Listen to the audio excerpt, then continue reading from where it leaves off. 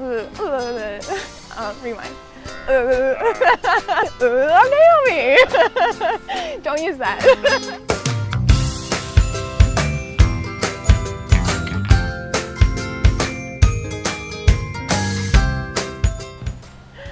I'm Naomi Spillman. I'm a reviewer here at QAI, and we're going to be talking about equivalency arrangements today.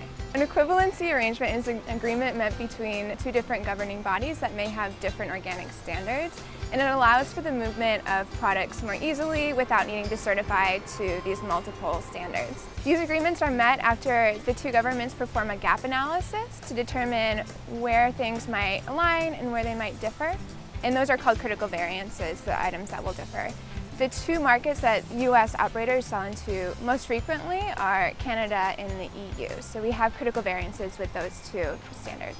For products coming from the U.S. to Canada, they should not have been grown using sodium nitrate or with hydroponics or aeroponics. And if you're raising ruminant animal, it needs to meet the stocking rates of the Canadian regulations. And for products coming from Canada to the US, any animal products need to have been derived from animals that were not raised using antibiotics.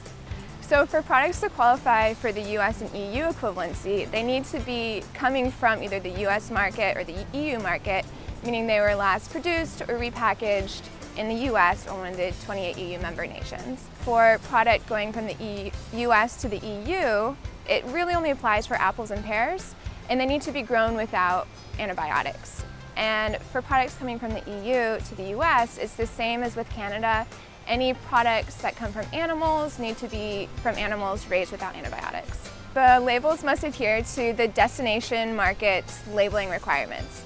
So for instance, products going to Canada must be in both English and French, and products going to the EU must display QAI certifier code. There are some other requirements as well, but that can be found in the forms that we're going to talk about in a minute. So if you would like to obtain any of these equivalencies for your certification, you should submit a US-Canada or US-EU equivalency form that QAI created, and that is going to kind of just capture all of the critical variances that we've talked about and any other requirements needed to meet those standards. You should also complete an international market verification sheet, what we call an IMVS, and this will list all of the products that are multi-ingredient that you're creating and you want to go to these international markets.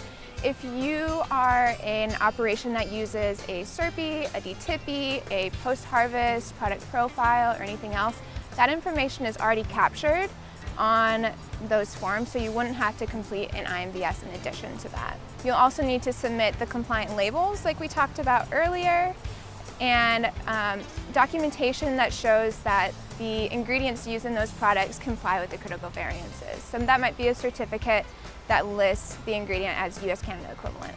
Equivalency standards can be added at any point during the year. It doesn't just have to be at renewal. So you can just reach out to your CPM and submit the documentation that we just talked about. There's a lot of other really good information about these equivalencies on QAI's website under International Trade. So if you have more questions or want to find forms, you can find them there. And if you're sending product to anywhere besides the EU or Canada, just remember that there might be some labeling requirements or additional import-export forms that may be required, and those can also be found on QAI's website.